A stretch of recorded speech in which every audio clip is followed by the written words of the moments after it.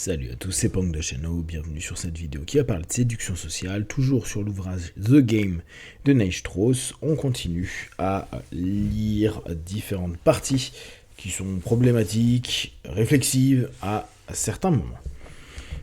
C'est en Croatie, après la dépression de Mystery, que j'avais compris que tout avait changé. Je ne jouais plus donc pour rencontrer des femmes, je jouais pour commander des hommes. C'était ce que je vous disais sur la dernière vidéo. Ce que je voulais compléter, c'était vraiment cette notion de chercher du pouvoir. C'est un des éléments que notre cerveau, en tout cas ce que Bowler propose comme étant une orientation naturelle du cerveau, un des 5 cheminements, programmes de base sur lequel plus ou moins directement on tente de choper, de s'orienter pour augmenter au maximum cette réponse à ce programme-là. Donc la notion avec la séduction, c'est que ça permet aussi de répondre à un programme naturel. Et vous pourriez me dire, oui, mais tout le monde ne cherche pas ça. Si, tout le monde cherche une forme de pouvoir pour se sécuriser, pour plein de choses, mais pas dans les mêmes secteurs. Et là, se dire au bout d'un moment, ce que je veux, c'est pas avoir du pouvoir dans ma connaissance, je veux pas avoir du pouvoir dans tel ou tel truc, mais vis-à-vis des autres, c'est commencer à vouloir prendre du pouvoir vis-à-vis d'autrui. Plus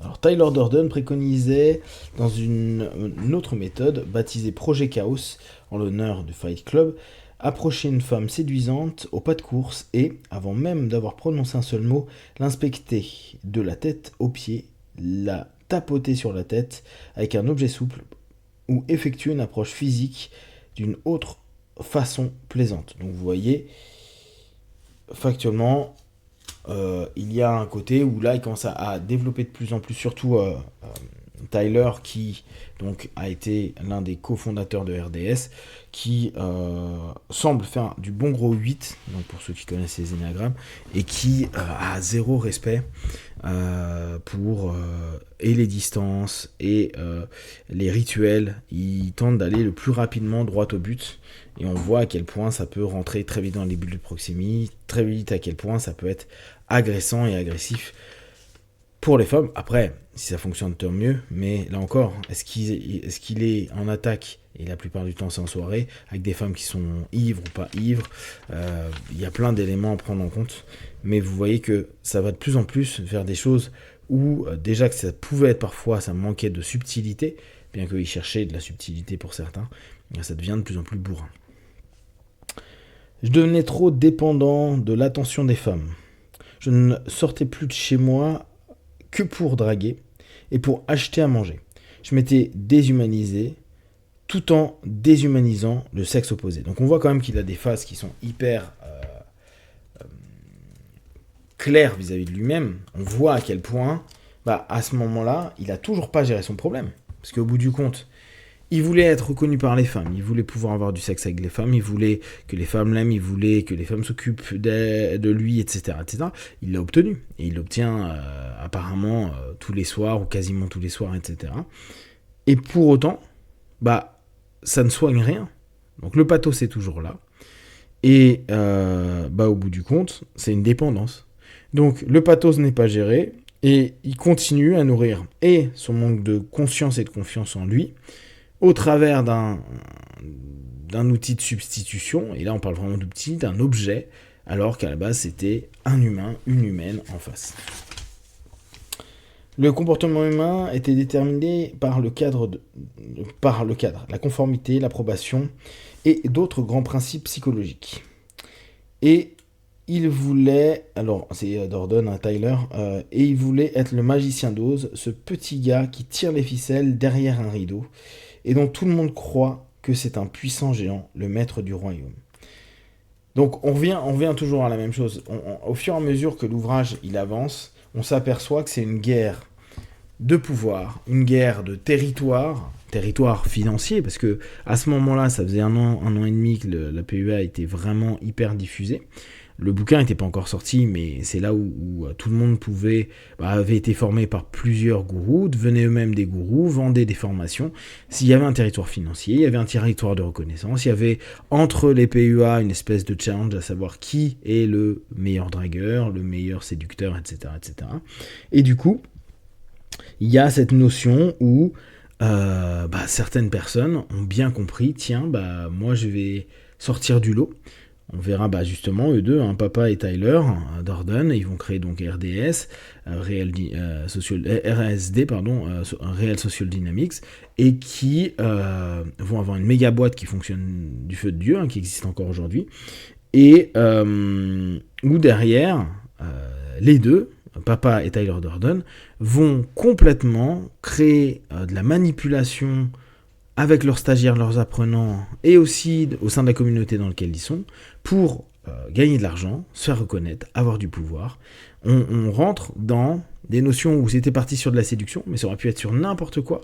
Les groupements humains, au bout d'un moment, cherchent des leaders. Certains se disent « Ah, moi j'ai compris les règles, je vais essayer de bouffer les autres, de prendre du marché, d'écraser les autres, de créer des fausses rumeurs, etc. etc. » Et au fur et à mesure, on s'aperçoit de ça. Donc, vu que personne n'a travaillé sur soi, et que pensait tout le monde que la réponse était la séduction, et que le nombre de conquêtes et d'expériences sexuelles allait résoudre un mal-être ou un déséquilibre, parce que pas forcément un mal-être pour tout le monde, mais un déséquilibre au travers d'une compensation, la réalité c'est que ça nourrit dans un cadre différent, celui de la séduction, d'un autre monde en fait, la même névrose qui n'est toujours pas traitée, on le voit avec ce qui a été dit juste avant, la dépendance de certains reste une dépendance pour les femmes, la reconnaissance, à être aimé, etc. etc.